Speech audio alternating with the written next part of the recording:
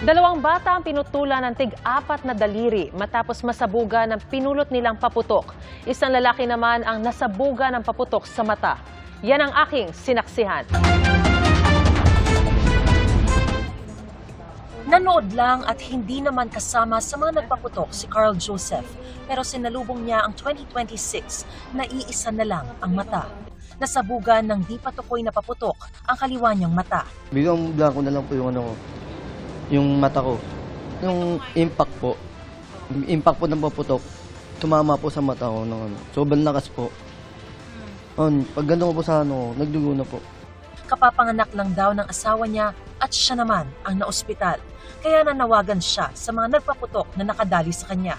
Sumuko po sila na na para pagbayaran nila to.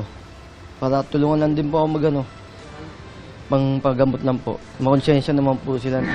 Labis naman ang pagsisisi ng batang ito matapos mapuruhan ang kanyang kaliwang kamay nang napulot niyang paputok. 4 na daliri niya ang kinailangang putulin.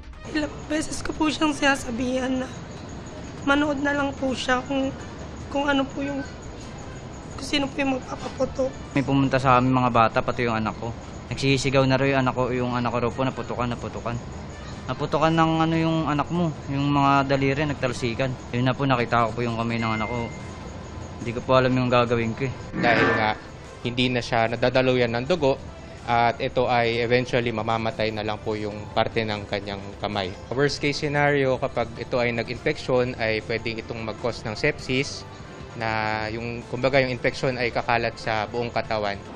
85 na ang mga naputokang isinugod sa Jose R. Reyes Memorial Medical Center as of 2 p.m. ngayong araw. Karamihan ay passive victims o yung hindi naman mismo nagpaputok. Ang ilan ay nabiktima ng mga ipinagbabawal na triangulo, Plapla, King Kong, Bin Laden, Piccolo at Goodbye Philippines.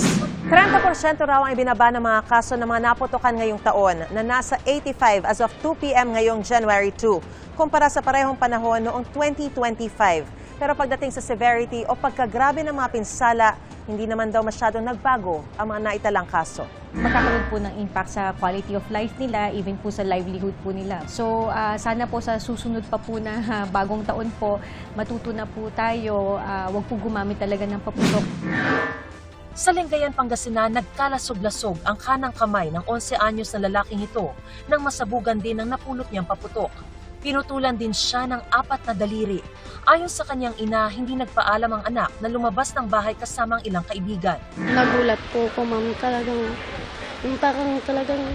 parang halos umakyat ng dugo ko na halos matumba po ako. Kasi sa binalita po nila. Napaso naman ang 2 kamay ng 6 na taong gulang na lalaking ito nang subukan niyang gamitin ang bogang pagmamayari ng kanyang tiyuhin.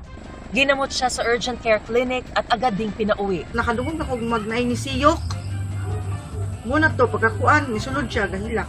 Sige kong gabuyag, magbagay, madus ulo, kay nakuan dyan anang latakan yun. Ayon sa Department of Health, posible pang madagdagan ang bilang ng mga naputokan. Sa lahat po ng mga naputokan na maaaring hindi nakikita, na may sugat o wala man, pagpakonsulta pa rin sa mga ER dahil ayaw natin magkaroon ng tetano. Libre ho naman ang bakuna sa mga government hospitals.